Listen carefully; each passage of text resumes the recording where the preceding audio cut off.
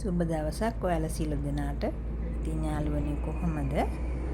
අපි මේ යන්නේ කර්ණාටක ප්‍රාන්තයේ ජීවත් වෙන අප්‍රිකානු සම්භවයක් ඇති ජන වර්ගයක් බලන්න. එයාලට කියන්නේ සිද්දිස් කියලා. අග්නිදිග අප්‍රිකාවේ බන්ටු ජනයාගෙන් පැවතෙන ජන වර්ගයක්. මේ සිද්දිස්ලව ඉන්දියාවට ගෙනහැල්ලා තියෙන්නේ පෘතුගීසි හා අරාබි මිනිසුන්. මේ සිද්දිස්ලව ගෙනහැල්ලා තියෙන්නේ මුලින්ම ඉන්දියාවේ ගෝවා ප්‍රාන්තයට. බ්‍රිතාන්‍ය ආක්‍රමණය නිසා සිදු කැරැල්ලකදී මෙයාලා බයේ වනගත වුණා කියලා තමයි කියන්නේ.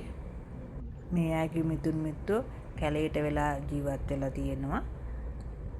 පසු කාලිනව යාලා කැලයෙන් එළියට ඇවිල්ලා ගම් වලට ආසන්නව ජීවත් වෙන්න පටන්ගෙන මෙයාලා වැඩිපුර කතා කරන්නේ කොංකණි භාෂාවෙන්.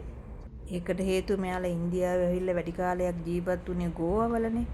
ගෝවාවල භාෂාව තමයි කොංකණි භාෂාව. ඒ නිසා මෙයාලා කතා කරන්නේ කොංකණි භාෂාව. දැන් මෙයාලා කර්ණාටක භාෂාව, හින්දි භාෂාව, උර්දු භාෂාව එහෙම ඉගෙනගෙන තියෙනවා.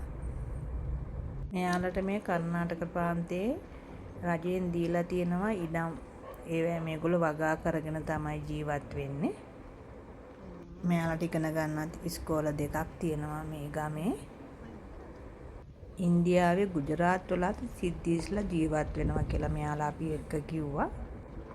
මෙයාලාගේ ආගම් වෙන්නේ හින්දු, ක්‍රිස්තියානි, මුස්ලිම්.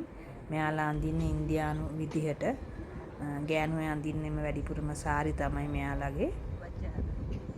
එහෙම මේ එක ළඟ ගෙවල් හදාගෙන මේ ඉන්න අය එයාලා වැඩිපුරම ක්‍රිස්තියානි අය, මුස්ලිම් අයයි. ගොඩක් හින්දු අය මෙයාලගෙන් ටිකක් ඈතට වෙන තමයි ඉන්නේ. එයාලා ඉන්නේ එයාලගේ කුඹුරු තියෙන එතකොට උක්වගාව ඒ ඉඩම් හරීම තමයි ඒගොල්ලෝ ගෙවල් හදාගෙන ඉන්නේ. මෙහි තව සිද්දිස් නොවන මේ ඉන්දියානු පවුල් දෙකකුත් ජීවත් වෙනවා. එක කට්ටියක් මට මතක හැටියට යාලා නේපාලෙන් ආපු අය. අපේ මහත්තයාට ලොකු ආසාවක් තිබුණා මේ අය ඇවිල්ලා හම්බ වෙන්න. ඒ නිසා තමයි අපි ආවේ. මේ ළමයි හොඳට කන්නඩ භාෂාව කතා කරනවා. මහත්තයාලත් එක්ක කන්නඩ භාෂාවෙන් තමයි කතා කරේ. මේ සිද්දිස්ලා ඉන්න ගම්මානෙට එන්නේ පාර තියෙන කැලයක් මැදින්.